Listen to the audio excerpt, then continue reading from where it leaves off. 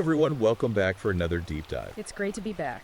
We've been hearing a lot from our listeners about men's rights issues and, especially within marriage and like all these societal structures, and we really wanted to dig into it. Yeah, for sure. It's definitely a hot topic these days. For sure. So we decided to check out this book called The Mancession by Conrad Reich. Oh yeah, I've heard of that one.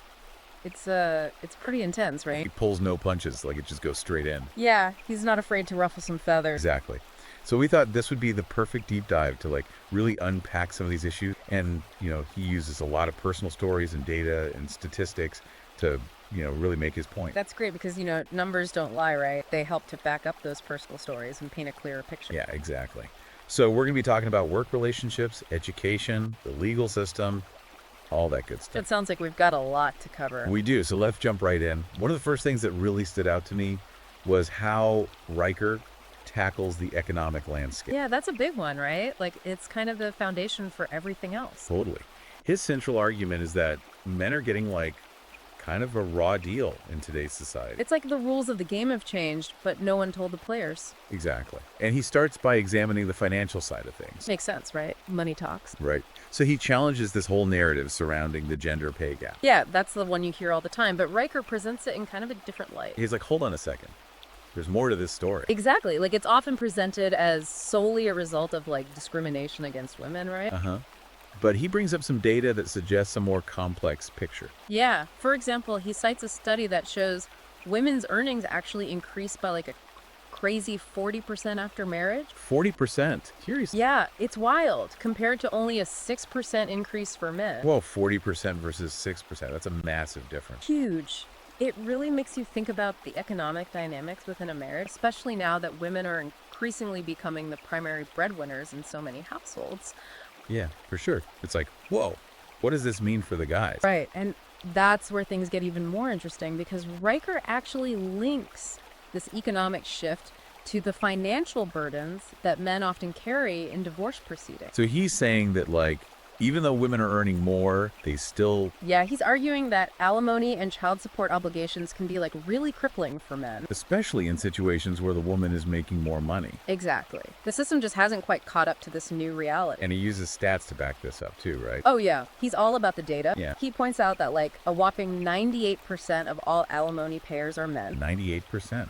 Are you serious? Dead serious. It's according to a recent U.S. Census Bureau study. It's kind of mind-blowing when you think about it. Yeah, it really highlights those financial risks that men face within the traditional marriage structure. Okay, so we're seeing how, like, the economic landscape is shifting. Big time. And how that's impacting men in some pretty significant ways. But it's not just about marriage and divorce, is it? Riker also talks about the gig economy. Oh, yeah, and how it's, like, disproportionately impacting men. Because a lot of those traditional manly jobs, Like manufacturing, construction, that kind of thing. they've been replaced by automation or, shipped over. Sourcing, yeah. And it's left a lot of men scrambling to figure out what's next. Right, so they're ending up in this gig economy world. Yeah, with freelance work, short-term contracts, no job security, and benefits are pretty much non-existent. It's tough out there. No doubt. So on one hand, you've got the flexibility and independence, which can be appealing. For sure. But on the other hand, like Riker points out, it lacks the stability and benefits that a lot of men are used to. It's a trade-off, for sure. And then on top of all that, you've got the 2008 recession hitting men particularly hard. Oh, yeah, he talks about that. He highlights how those job losses during the recession were heavily concentrated in male-dominated industries. Yeah, like construction and manufacturing took a huge hit. Right. It just further emphasizes his point about the economic vulnerability men are facing these days. It's like a perfect storm. Kind of. And it's not just about those big economic trends either. Riker gets into some pretty specific examples of potential workplace discrimination against men. Oh, yeah, he doesn't hold back. Not at all. He gives some real-life examples of companies seemingly favoring women in hiring and promotion. Even when the guys have, like, better qualifications on paper. Exactly. He even brings up studies that suggest men might be less likely to be hired or promoted even when they're equally qualified. So it's like this potential disadvantage is playing out on multiple levels. From the overall economy to individual hiring decisions, it's a complex picture. Yeah, and I think a lot of guys out there can relate to this. Sure, it's like something's not quite right, but it's hard to put your finger on it. Yeah, exactly. So how does all of this tie back into the issues within marriage and relationships? That's where things get really fascinating. Riker doesn't hold back when talking about marriage. He calls it a potential raw deal for men in today's world. Raw deal. Yep. He's not mincing words. Hmm. And to understand why, we need to look at how these economic shifts are impacting the dynamics of marriage itself. Okay. So it's like this whole economic thing is like the backdrop.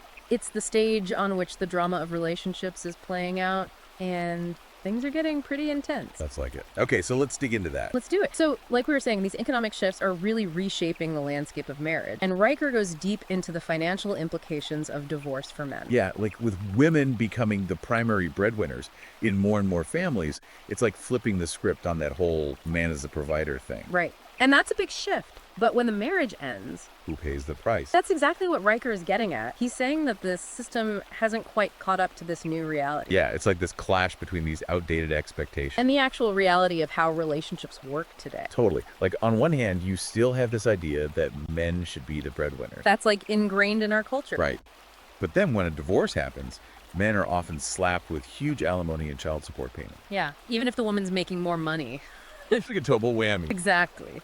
And Riker's point is that this situation creates a real sense of vulnerability for men. Like the rules are changing mid-game, and it's not exactly fair. It's like playing poker where the dealer keeps adding wild cards to the deck. You never know what hand you're going to get dealt. Exactly. And that uncertainty can be really unsettling. But it's not just the financial side that Riker's concerned about.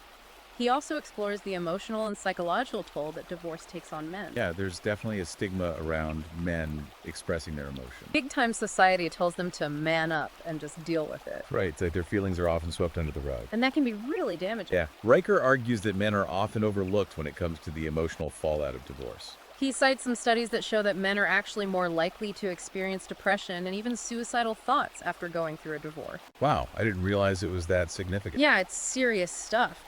And he also points to research suggesting a link between divorce and an increased risk of heart attacks in men. So it's not just emotional, it's physical too. It's like this whole cascade of negative effects. And it's so important to talk about this. Yeah. Because we often hear about the impact of divorce on women and children. Right. They're often seen as the primary victim. Yeah. But the impact on men can be just as significant. Absolutely. Even if it shows up in different ways. And Riker really brings this to light. He doesn't shy away from the tough topics. He goes right for the jugular. And he also dives deep into the legal side of things, particularly when it comes to child custody. That's another area where men often feel like they're getting the short end of the stick. Yeah, he highlights a statistic that's pretty mind-blowing. In cases where parents disagree on custody, the courts award full custody to the mother 68% of the time. 58%. That's like more than 2/3 of the time. Yeah, it's a huge imbalance. It really raises questions about potential biases within the system. Yeah, like are the courts really looking out for the best interests of the child? Or are they just defaulting to mom? It makes you wonder. And Riker connects this to that whole concept of the tender years doctrine. It basically says that mothers are inherently better suited to care for young children. It's like this old school way of thinking. Yeah, and even though it's been challenged in recent years, Riker argues that its legacy still influences how courts approach custody cases. It's like this underlying assumption that dads just aren't as capable. And that can have a real impact on their relationship with their kids. Yeah, it's heartbreaking. So you've got all these factors at play. The economic shifts, the potential legal disadvantages, and the emotional toll of divorce. It's no wonder Riker calls it a marriage strike among men. Like, guys are starting to wake up to the potential risks of getting married. Right. It's not that they don't want to get married, they're just... They're proceeding with caution, weighing the pros and cons. Yeah, exactly. Yeah. And that's why Riker also explores the rise of these alternative relationship models. You know, cohabitation polyamory.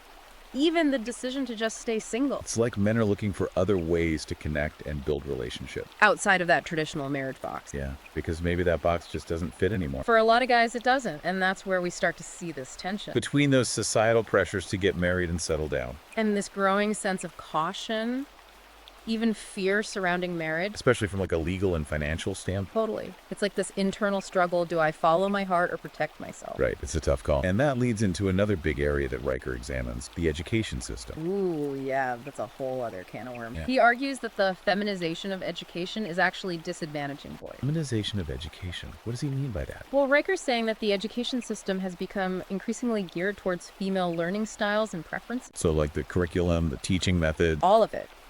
And he points to the decline in male enrollment in college. Men now make up only 43% of students. Whoa. Really? I remember when it was the opposite. Yeah, it's been a pretty dramatic shift. Riker explores a few factors that he thinks are contributing to this. Oh, is it on me? Well, he talks about teaching methods that might not cater to how boys learn. There's also a lack of male role models in school. And then there's the perception that college itself is just too feminine. Like it's not cool for guys to be smart. Kind of. There's this unspoken message that college isn't for them anymore. Wow, that's pretty messed up. And what does Riker think of the consequences of this trend? He's worried about the long-term effects, not just for men, but for society as a whole. Like what kind of effects? Well, he sees it potentially leading to a workforce dominated by women and a lack of male representation in important fields. That's a pretty bleak outlook. It is. It's like we're heading towards this gender imbalance in all areas of life. So we've got all these challenges laid out. The economic stuff, the marriage stuff, the education stuff. It's a lot. It's heavy stuff for sure. But Riker doesn't just leave us hanging. He doesn't. Nope.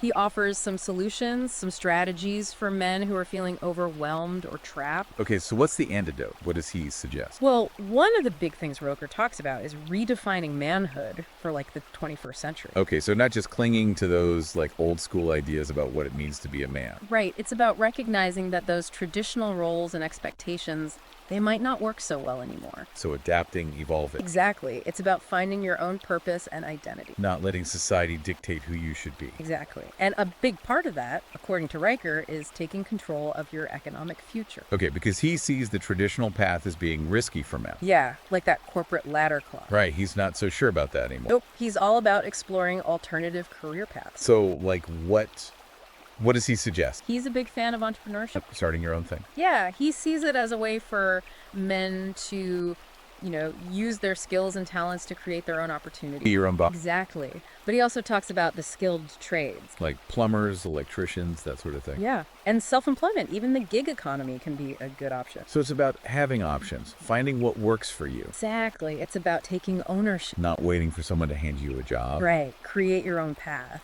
And alongside that, he really emphasizes financial literacy. Oh, yeah, that's huge. Knowing how to manage your money. Budgeting, investing, all that. All of it. Building long-term wealth. Being smart with your money. Exactly.